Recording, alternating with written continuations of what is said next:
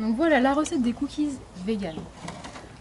Des bananes, une banane pour à peu près 60 grammes de poudre de coco.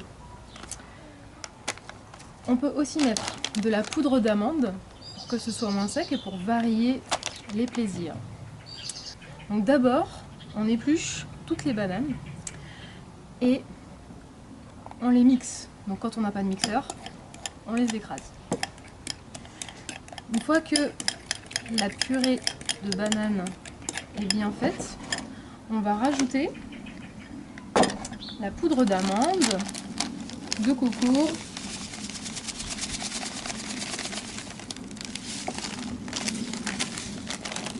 et on mélange tout. On peut rajouter aussi de l'extrait de vanille. On aura bien sûr mis le four à chauffer, 175 degrés. On préparera un plat de cuisson pour y déposer directement les petites boules dessus. S'il y a des risques d'adhérence, on met un petit peu d'huile de coco. D'ailleurs, ça va aussi faire dorer un petit peu plus la base du lit. Alors on a à peu près cette consistance là à la fin. Plus on aura mis de poudre, plus les biscuits seront secs. Tout comme plus on va les laisser longtemps dans le four, plus ils seront secs. Logique. Donc on prend une petite quantité selon la taille, le diamètre qu'on veut donner à notre cookie.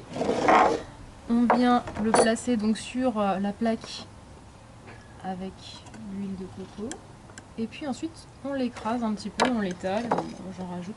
Et il faut savoir que ça ne va pas du tout bouger en taille. Donc, c'est une bonne chose pour pouvoir répartir l'ensemble des biscuits. Ensuite, on prend un petit peu de chocolat. Et voilà, il n'y a plus qu'à les décorer en fonction des gourmands qui seront prêts à les manger. On met plus ou moins de chocolat. C'est là que on peut effectivement mettre des fruits secs à la place du chocolat ou en plus du chocolat. Voilà. Ensuite, on met tout ça au four. Le temps que ça dore un petit peu sur le dessus, dès qu'ils sont dorés, ils sont prêts, ils sont cuits.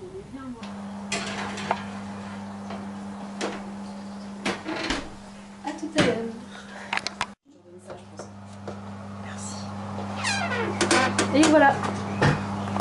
C'est fini. C'est prêt. Ils sont un petit peu dorés.